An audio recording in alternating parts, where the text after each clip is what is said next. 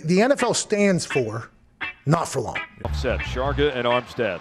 Roll out. Walker still running out. Looks to the left. Wide open. Thompson touchdown.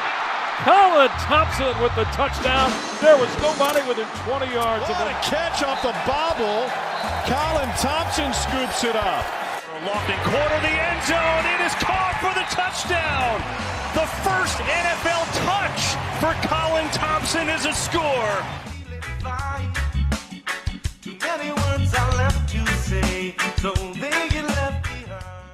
What's up, everybody? Welcome back to another edition of the Colin Thompson Show, presented by Not For Long Media and the original Fudge Kitchen. They ship fudge and sweet treats across the country. FudgeKitchens.com, the perfect time in the holiday season to ship some fudge to those that you love.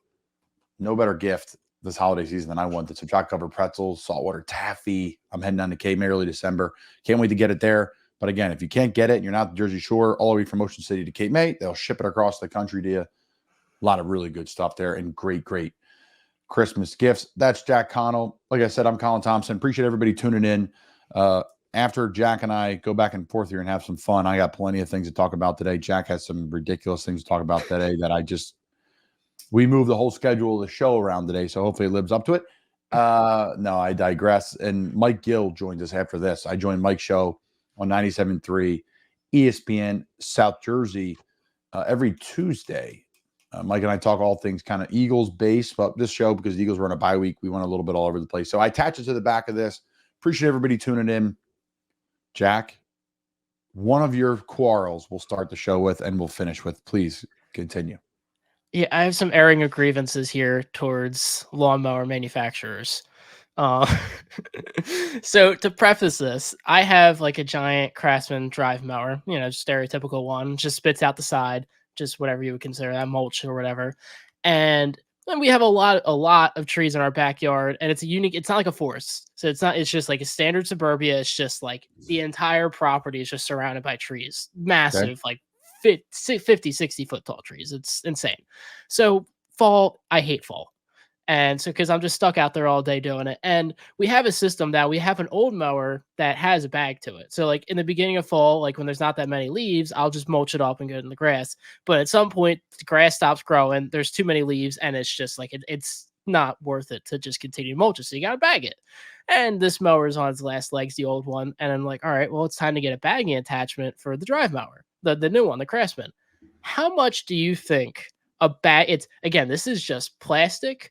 Clear plastic tubing, plastic back, mesh bags. How much do you think that accessory costs for a driving lawnmower? Normal size, 42-inch blade. $150. $500. $150 is reasonable. I was like, yeah, I'll bite the bullet. I'm looking $500. This is me reconsidering everything. Like, that is insane. That is an upcharge to the egregious degree. And that's not just like Craftsman. Like, that's any like third-party brand. Like, whatever. I don't even know if it would even fit. They're all like $300, $400, $500. It's insane. It pisses me off to no end. And that was my one airing of the grievances. That's just, and I told you, like, listen, I've had some weird ones. That is a very fair complaint about a price of a product there. Supply and demand. There's probably not too many competitors out there for it, making a cheaper product. Listen, good thing you live at home. And you're high paid by Not For Long Media, and they're all sucker show. So you can go out and forward and buy and rake up the leaves, Jack, and get them out the back for the big Christmas Day lighting you got going on in your backyard. No, I mean, that's what Jack was doing this weekend. I was, bouncing around Annapolis a little bit, Navy football tailgate versus UAB. This weekend we got ECU coming to town, so it's fun living near the stadium here and always having something to do and what's going on. I ended up going to Bucks County. Doylestown on Sunday, just a quick 24-hour trip, see mom, family, get in, get out, and be back Monday here like nothing ever happened. So it was a good weekend. Lots, and I mean lots to talk about on the show. Let's start with the lead and really the NFL in the Buffalo Bills and Ken Dorsey getting relieved of his duties in Buffalo. I don't know what's going on in Buffalo. I haven't been able to watch them as much as I have in the past, where you're really dialed in and breaking things down. But, right, there's a lot of turnovers. The offense isn't as explosive as it used to be. It used to be was offense in the NFL. I think it will be. I think There's a lot of, they're going to be at it. It's the schedule and all this stuff. Listen, I think Buffalo's going to be fine. Here's why. I think Joe Brady is going to have massive impact in a positive way in Buffalo. First off, he's quarterback coach, so he's in the room Josh Allen on a daily basis. He's going to really know what bothers Josh, what Josh likes, different plays, how he works. And listen, whether things were good, bad, or indifferent, everyone's always going to complain a little bit about their boss or say, I don't like how things are going this way. And Joe's going to be able to get that because he had it probably unfiltered because he worked next to him every day and give that to Josh. Joe comes with, a ton of success in his past before he got the before he got the Buffalo, national title in LSU, 2020 in Carolina. I pulled these stats today. For the first time in franchise history, and just the fifth time in the Super Bowl era, the Panthers had 4 different players, each with 1,000 scrimmage yards. DJ Moore, Robbie Anderson, Curtis Samuel, and Mike Davis. That doesn't include Christian McCaffrey, who was out, played about 5 games for us that year. He was dinged up. Moore, Anderson, and Samuel was the first trio of wideouts in franchise history to go over 1,000 yards from scrimmage and became the first in the NFL to do it since Preston, Bolden, and Larry Fitz in the Cardinals in 2008. So, Teddy Bridgewater set a franchise record for completion percentage.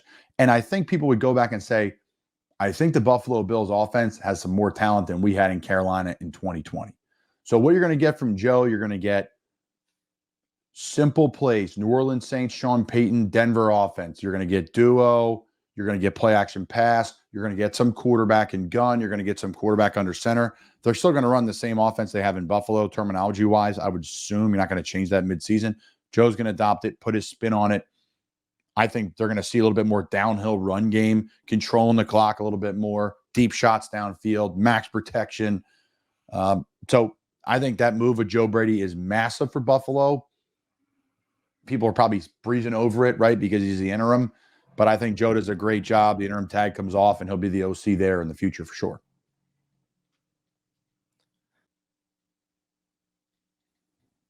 All right, moving on from Buffalo, Penn State football.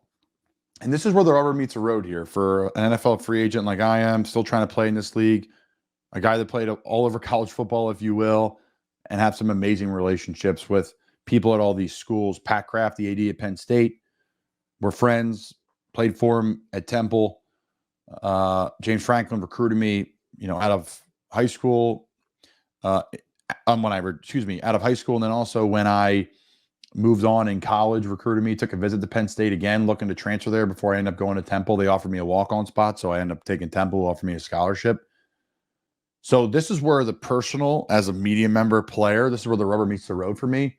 But from what I saw from the game last week, it just didn't look like Penn State really believes that they're in the same category as Michigan. I just don't feel it. Like the decision-making felt to me that we're not the same team. It's like a team, where they're going to go for 2 and onside kicks and all this different stuff. And like this urgency, like we're not as good, but we have to do some things to outperform them. And I'm not saying they did all that, but I'm saying when I was at Temple in 2015, we knew we were better than Penn State. We did. And we beat him for the first time in 75 years. We haven't beaten him since. But we knew we were better. 2014, we weren't as good as Penn State. 2016, we lost in a tight game to Penn State. I think we were just as good. But in that 14 year, we did things at Penn State to try to make it a closer game. Maybe a little bit aggressive, played a little bit out of our means. 2015, we just simply played our game and we blew them out at home for the first time in 70 plus years. So Penn State looked to me like they didn't really believe they should be on the same stage as Michigan. But just the decision-making, really weird. Going for 2 early in the game. Going for 2 late in the game when the score didn't even dictate that to happen. It ended up becoming a 2-score game. 3rd and 6, you're in 4-down territory with about 5 minutes left. You're on your 30, 40-yard line, whatever that was. Run a high probability play that's going to move you to, 4th and 2, 4th and 3. So then you have another high probability play where you can go for it.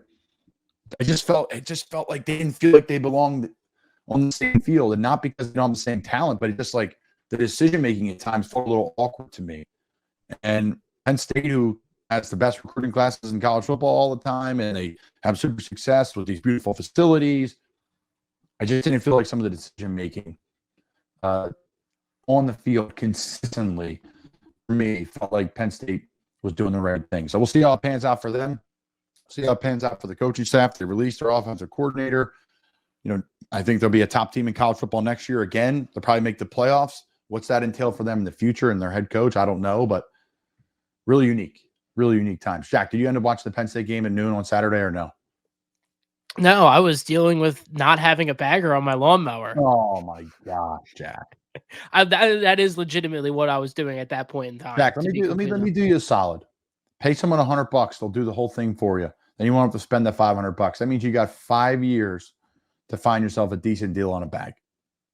And you maybe on the Saturday you'll be able to just lounge and watch some football. It's a pride thing. I take great pride in my lawn care. It's a moral thing.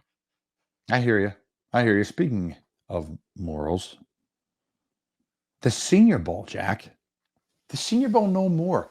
Juniors now are going to be able to join that. Any thoughts, Jack, before I go off about it? I don't like it, to be honest with you. I don't like it. Why? My thing is I don't know, dilute's not the right word, strengthens the talent pool. I just feel there are so many great seniors out there who had this golden opportunity, and probably there's many examples of guys out there who got this invite and were able to make the league because of it, that now, because there's more talent being allowed from younger classes, are not going to get that opportunity. When those guys who are juniors that we're going to declare could be second, third round picks to begin with are going to be taking those spots and leaving those guys in dust. And that's their fault. They're trying to secure their own future. It's no certain player's fault, but it makes me feel bad for those like D2, D3 guys, like those Tyson Bajents of the world who were kind of on the radar, but they played in these bowls, got attention, and now they have a career in the league. And that's my thought on it. I love it. It's all good thoughts. So my thoughts are very similar. And I went and texted a bunch of my buddies all around pro football, college football, and asked for their thoughts. So this is an accumulation of kind of my thoughts, their thoughts. And you don't want to hear them from me. I'm not a scout in pro football, but I think it was really interesting. So one of the gentlemen said, downside for the seniors is if they're on the border and they're getting drafted, now underclassmen can fill that void. So I'm a senior. I have another opportunity to go to the Senior Bowl. I'm probably a 5th or 6th round pick.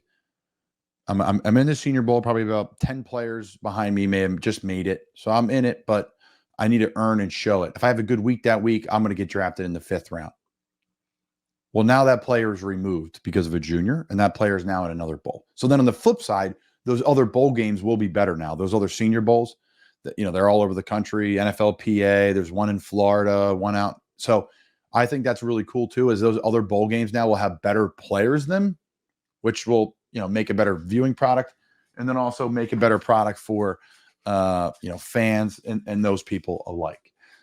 Good for the scouts too. So let's see what else we got here. My dog just barged in the door. Let's see. One note too is you can't play in the Senior Bowl as a junior unless you are declared for the draft. I think that's really unique too.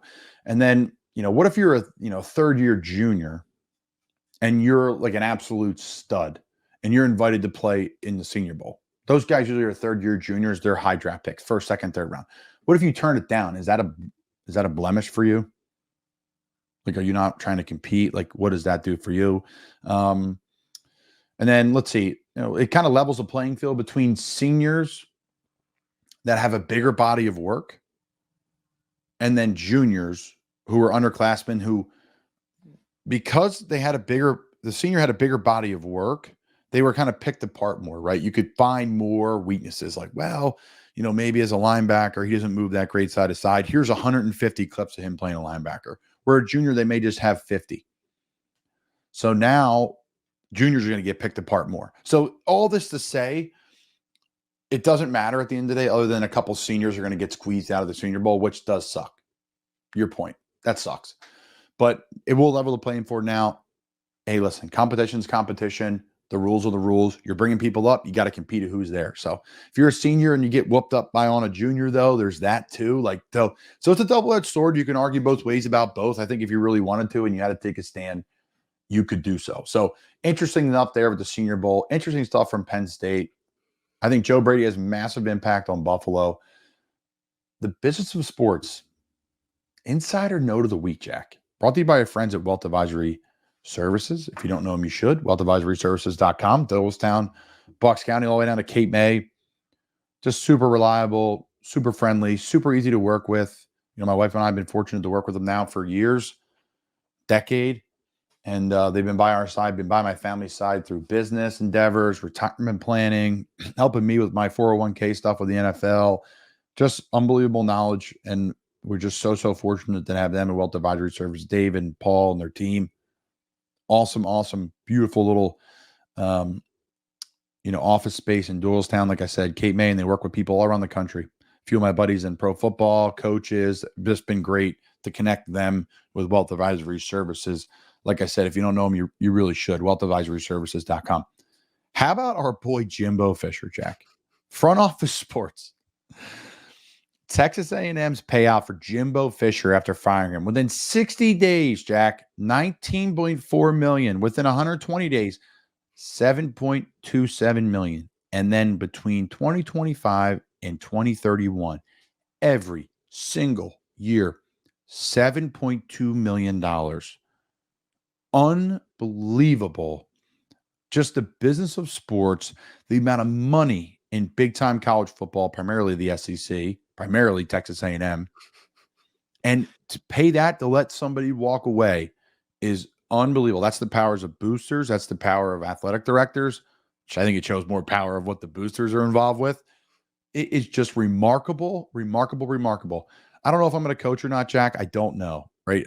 Post-career, what am I going to do? But I'll tell you what, when you see stuff like this and you're getting paid that much money to not be around anymore, money does not equal happiness. I do confirm that. But that is an astronomical amount of money. Yeah. You could buy lawnmowers. I bet you still would complain about the $500, Jack. The one thing I'm interested to see, I know, complaining about $5, extra butter on your popcorn at the freaking movie theater. You could buy the movie theater, Jack. It's an outrageous upcharge. But the one thing I'm curious about is Andrew Brandt had mentioned this when Cliff Kingsbury got fired, a very similar, not as large, but very significant large payout from the Arizona Cardinals. A lot of these teams, I don't know if it was Andrew Brandt, my apologies, it might have been Mike Lombardi or somebody else. They had mentioned that there's almost like, I don't know how the best way to describe it, like these coaches will lose out on that buyout if they don't pursue another coaching opportunity. Correct. And that there's like some sort of offset of funds, loss of funds. So I don't know how accurate that. It's still obviously going to be a very, very, very pretty penny for Jimbo, but I mean, it might not be that much because they might say, listen, if you don't get a coaching job, like that goes down to 20 million, whatever. I mean, every contract's different, but that's something that's really not talked about a lot when these coaches get their things bought out. I mean, it kind of was made public somewhat with Coach Rule. When Coach Rule went to Nebraska, they talked about how like there was offset of the payments between Carolina and Nebraska. I mean, that's one example of it, but I mean, there's numerous examples. I'm sure it's something Cliff Kingsbury, USC, and Arizona when he went to the Trojans, but yeah, that's my little spin on it. I like it. No, I think what they do is they just like take interviews and they try to get it, and they'll take like coach, whatever. There'll be something there, but there's a way around it. There's plenty of people sitting at home right now, not working and kind of minding their own business and collecting checks from different universities they've been a part of for a very, very long time. So interesting stuff there by A&M. How about this, Jack? Unbelievable. I got to pull up the text because I sent it to you. But ESPN, we've been talking about this for a while. I've always been blown away by ESPN doesn't have their own sports book. Well, they do now, Jackie Poo. They do now. Penn, let's see. Today launches ESPN's new sports book, ESPN Bet, in 17 states. Now it's through Penn National, who took a $932 million loss for its acquisition of Barstool Sports. Now Penn has entered into a new 10-year deal that pays Disney $150 million annually. This is from Front Office Sports. So a lot going on there. You're going to see more stuff on ESPN with gambling and spreads and lines and different shows, which, listen, I think is par for the course anyways. I know you're involved in this stuff with DraftKings, with Ross Tucker's show. What's the impact in your eyes, Jack? Because as a player, you're not too much involved in gambling. You get it. It's there. Fantasy football. I get all that. But from your eyes, working with Ross, you have shows sponsored by DraftKings. He works for the DraftKings network. What do you think the impact is on just ESPN now getting into the betting world? It's going to be interesting to see. I mean, the reports I have read is this is pretty much a last ditch effort. I won't say last ditch, but pretty much their main last push to sort of raise the value of ESPN before they sell it off to whoever may purchase it. That is kind of the main reason I saw that they really went into it, because I mean, the whole reality of it seemed like it was very kind of snip snap happened very quickly, because it was tied in with Barstool selling off their thing. And Barstool bought themselves back from Penn National, where they bought the rights. So, like, I mean, technically, if you still have the app downloaded, I believe that Barstool Sportsbook app is now just ESPN Bet, or will be ESPN Bet. So, I mean, it really just seems like it's ESPN trying their last opportunity to sort of get some more value out of the organization. I don't know how they're going to do in the sphere of just gaining capital on the other companies one way or the other. I mean, it's largely dependent. A lot of people already have their preferred sports books, or, just like might not like the user interface, a lot of other reasons. So it's going to be interesting to see. People just bounce around, like all my buddies talk about, like, yeah, I just get a deal here and I go there and I go there. And I don't like the interface there, but I'll do it anyways, because I got a $200 voucher from whatever. That's what it seems like. I don't know. It's an interesting world. It's an interesting world, the betting world. People are saying it's getting too diluted. I think we're just seeing the beginning of it. I think we really are. I think eventually we're going to be on our phones at games, if we're not already, just hooked up to like some sort of like plug behind the the chair, and you're going to be able to like bet like what happens in the next 5 seconds. I don't know, something. Who knows what's going to be? I know Harry and Jason and Ajis have talked about it too. So that's actually it's called micro betting. Well, there you go. Actually, I'm already behind on it. Jack. So, listen, shout out to our friends over at the Miller team of Northrop Realty. The Miller team of Northrop Realty. Missy at millerteam.com. Shoot her an email, themillerteam.com. Listen, I've been so fortunate to work with them on multiple houses, looking at houses, buying a house, mortgage, the whole nine, paying cash, like all these different conversations we've had at an elite level with the Miller team in particular. They've been fantastic to us. They helped us buy our house here. They've helped us be involved in, different rental properties and how to go about doing business. And again, the best. Go look at this open house. Let me know what you think. Different conversations here, different conversations there. They've been fantastic. They're like family to us, and we've been very fortunate to work with them. They're fantastic. Their team they have there is great. Like I said in the past, we went to a little buyer's holiday or fall party, really. Watched the Ravens game, and just an amazing group of people there.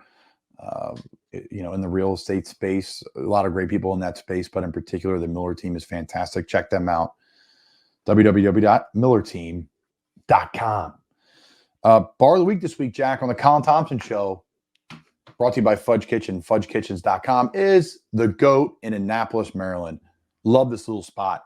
Great margaritas. Fresh, homemade, just handcrafted. They squeeze all the lime juice, the whole nine. It tastes fantastic.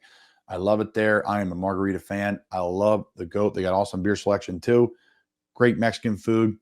It is right downtown in the heart of Annapolis, right behind Mission Barbecue, right next to the Big Cheese. Great little spot, kind of tucked into the neighborhood there, right up against the Naval Academy. Super convenient little spot to hang out and sit at the bar or sit out back in the kind of the little courtyard area there. They got the heaters going this time of year, and then a nice little small little restaurant in the front. It's not a massive place, but it's quaint. It's got great atmosphere, great service, awesome people, and it's right downtown, so you can't beat it. So no TV, so just 3 out of 5 there. But the service is fantastic, 5 out of 5. Food and ambiance, 4 out of 5. Drinks are 5 out of 5. Like I said, margarita, I think it's the best in Annapolis. It's fantastic. Great people, great service, great food, unique menu. Check them out, the GOAT, next time you're in downtown Annapolis, Maryland. All right, Jack in the back. Let's see what we missed, because I have a bunch of notes today. There's a lot of, people touch on the Niners too, and I want to hit on this before we wrap up. It's amazing, our world today. Listen, I get it. Niners lost 3 straight. Brock Purdy may not look the same. But I don't people don't realize how good that football team is. And a part of the NFL season is ups and downs. But we forget them, right? Because who knows where the Niners end up, if they win a Super Bowl or they lose in the Super Bowl or they lose in the NFC Championship game, whatever it is. You're still going to be like, man, that's a freaking good Niners team. And you're not going to think about, the 2-3 losses in the middle of the season because this team's about to go on a major run. They got to, first off, like I always say, coward. I've said this 3-4 times a day on all the shows I've been on. Awesome ownership, awesome GM, awesome head coach, awesome starting quarterback. And I think you include with the Niners, great defense, great personnel across the board.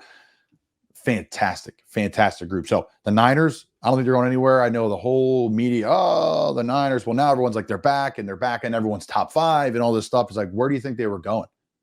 Where do you think the bye week landed at the perfect time for them? Yes, going across country to Jacksonville and all that stuff. But the boys got a tax break. They're used to the California tax bracket, but they're playing in the state of Florida. So I'm sure the boys are happy about that too. They'll be happy today when their check lands from last week. That's for damn sure. So the Niners aren't going anywhere. They're only getting better. Watch out for them because it's not about early in the season. It's now how you peak in November after Thanksgiving into December. They're the teams that you should be afraid of. I think the Bills are in that category too. Everyone's counting them out and the sky's falling and all this different stuff. From mid-November on, what do teams look like? We're about the halfway point of the season. We shall see. That's Jack in the back. Oh, Jack, you have another quarrel, I bet. What do you got? Can't wait to hear this. Well, it's not a quarrel, but it was a concern. I just thought a funny story. What's the difference in this world? Let me hear I'm it. not gonna I woke up this morning and my hand I look like I'm just like something feels off with like my hands, and I look down at them. My hands, I don't know if you've seen I looked like King Charles. Like, I don't know if you've seen that picture of his like sausage finger. They were like insanely swollen. I was so confused. Long story, I was like, what happened? Did I break my hands overnight or something? And it was the most confused I've ever been in my life. I've never had that before. They went away after like an hour and a half. I've read it's probably because I had too much salt yesterday, apparently. Probably didn't drink any water either. I feel like I drank an average amount of water. I don't know. Maybe I have arthritis. You never know. Listen, Jack, I don't want to hear I played high school football. I got arthritis in my hands. I don't want to hear that. We talked about this before. You need to be drinking more water. And I know it's time. It's time to get moving again. You can't be like lifting all this stuff in high school football and then just like, I'm done now. I'm just done.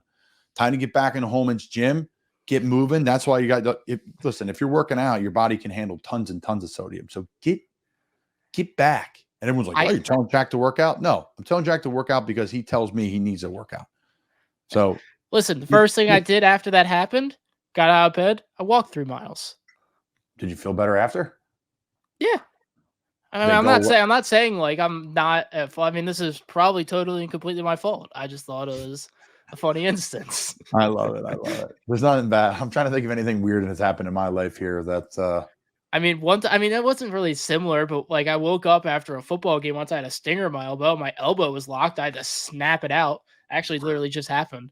Every time now, if my elbow's bent for too long, I have to snap it out. It sounds like I'm breaking a bone.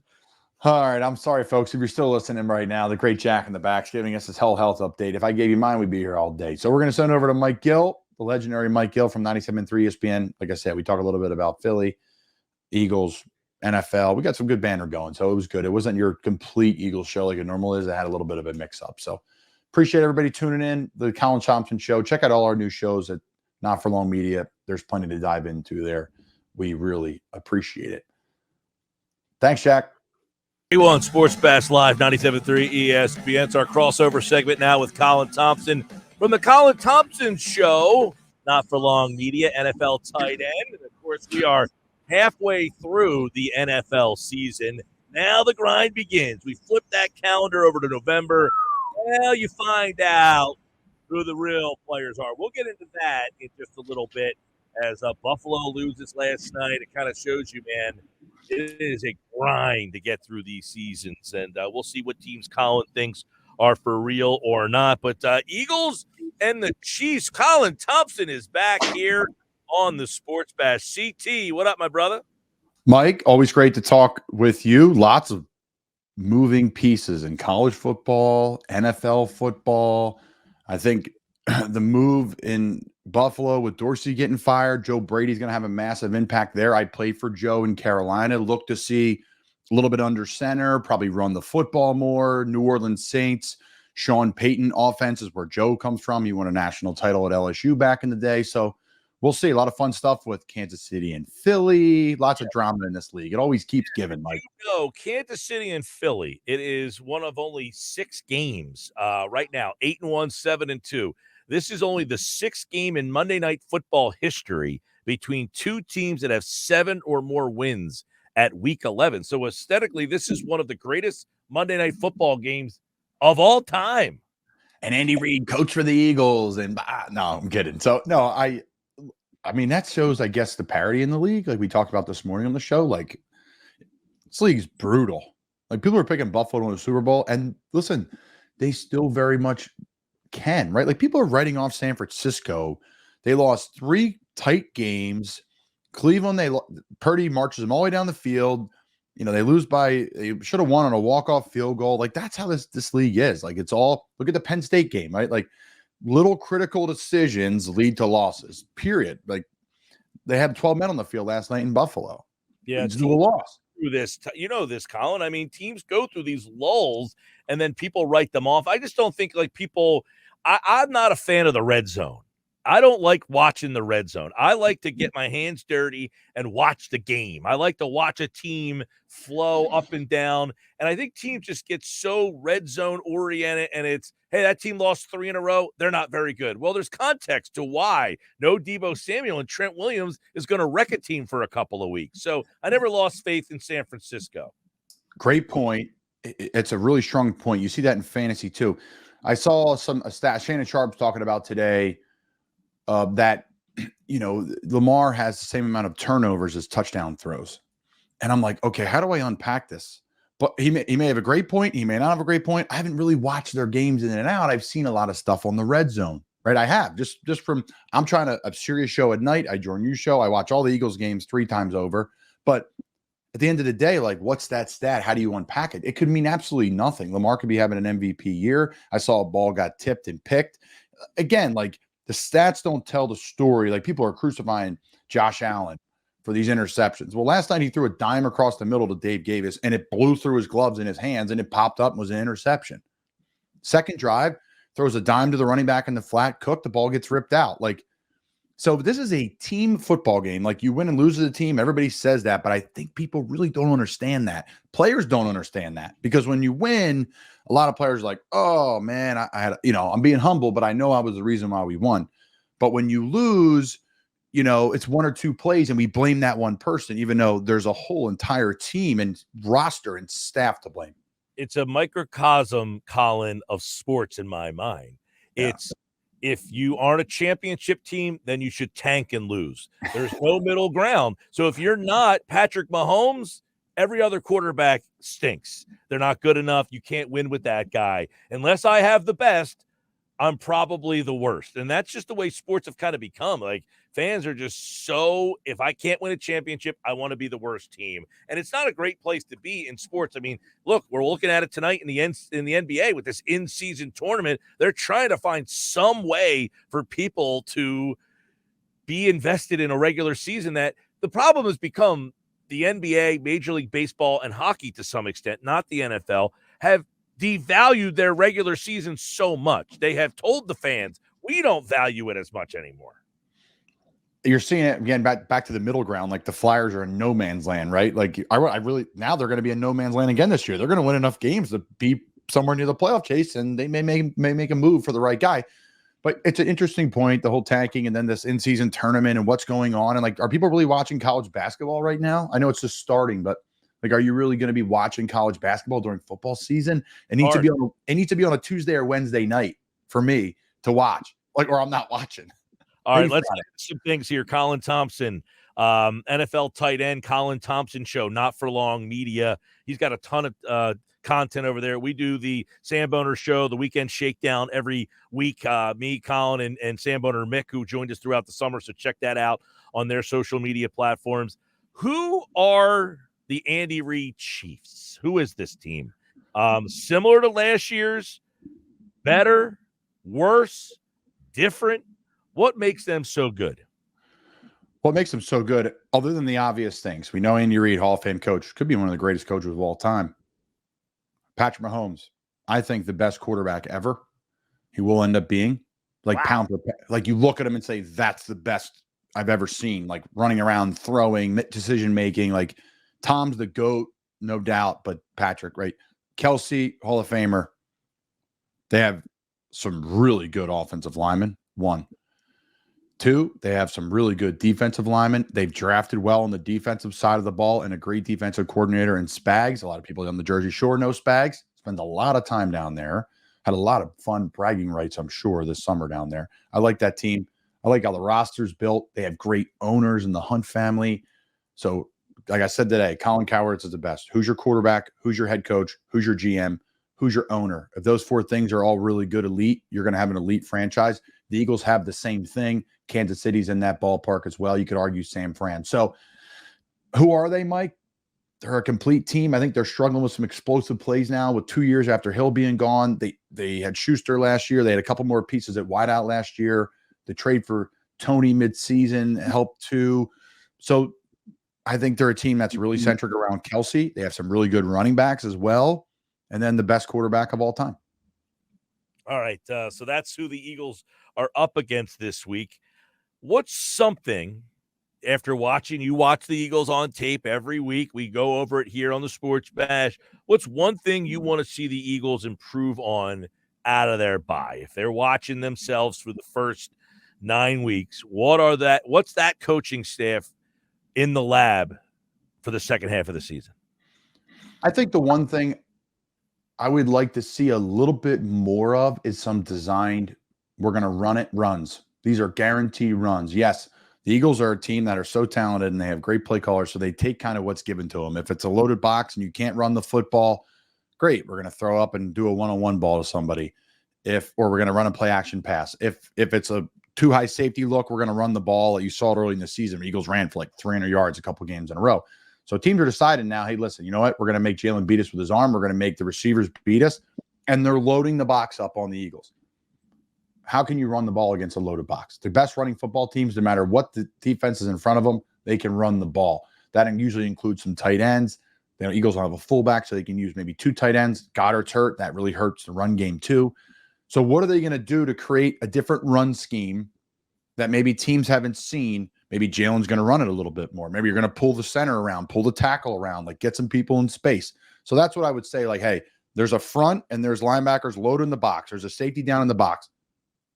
What are the Eagles going to do when they get that problem presented to them? And I think my guess is with Stoutland, Sirianni, and the staff, they're going to find a way to run the ball against any look. That's what the really good run football teams do.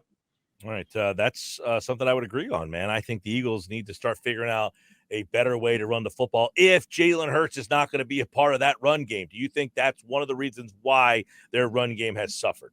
Well, 100%. He's not a part of the run game. He shouldn't be a part of the run game, in my opinion, until the playoffs or Super Bowl. I wouldn't make him consistently a part of the run game. Well, let me stop you right there real quick, because I get asked this all the time.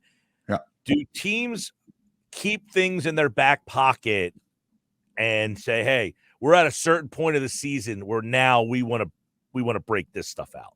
Yeah, I think there's a threshold, right? Like he's always going to scramble. He's always going to create on his own, maybe a QB draw. But you're really playing with fire. If you lose Jalen Hurts, what's the football team look like? I like Mariota as a backup. I know the preseason wasn't ideal for him, but that's not really who he is. But geez, we're talking about top 3-4 player in the NFL. You're going to just let that guy run power every time? It's not going to happen. So it's a great question, Mike. I think they're going to, yes, hold some things back for sure. It's already built into the run game. Like it's practiced. It's done in walkthroughs probably. Like if they need to run a play on the goal. Well, the nice thing is they have such a great goal line package with the QB sneak. Like they don't have to go through all that. But say it's like they need to run it and it's, 3rd and goal from the 4. You could see Jalen start to run it a little bit more because it's less violent hits. There's less space down there. It'll be interesting to see this week. I know Spags likes a lot of DB blitzes. So we'll see if they send some DB stuff at Hurts to try to get him on the move, or if they know, hey, he doesn't want to move. So that's something to watch this week we'll dive into. Let's get some NFL thoughts. True contenders, in or out, Super Bowl contenders for Colin Thompson, NFL tight end, Colin Thompson Show, Not For Long Media. San Francisco. Big time in. All right. You're saying Super Bowl contenders? Yep. These teams Okay. I'm giving you, Super Bowl Sorry. contenders. You broke up there a little bit. Super Bowl contenders, yes. San Fran. Detroit. No. Yeah. Playoff team, but not Super Bowl team. Correct. Dallas. No. Seattle. No. Minnesota. No. Cincinnati. Yes. You like them, huh? It's because of the quarterback, right? I do. I like him. I like their team. They have a really good deep team. They are spread out. They got good D linemen. I like their team. It's good home field advantage, too. They lost to Houston, by the way, this week. That's okay. I like Houston. That's a part of the NFL. Miami. No. Jacksonville. No. That loss was rough this week. That was an ugly one. It's okay. Cleveland. No. You don't Well, like that defense? I love the defense. We'll see if is Deshaun going to be Houston Deshaun, or is my man PJ Walker going to come in and save the day? Right? How's that going to go? Plus, he had a brutal ankle sprain this week. I don't know if you saw him get tackled. That looked rough. Pittsburgh. No. Buffalo. No. Crazy. 14 teams right now in the AFC are within a game of each other for the 7th spot. There's only I couldn't two. rank the top, outside of the top 2 AFC teams. It's really hard. I think the main 4 for the Super Bowl, Mike, Eagles, Niners, KC, and Baltimore.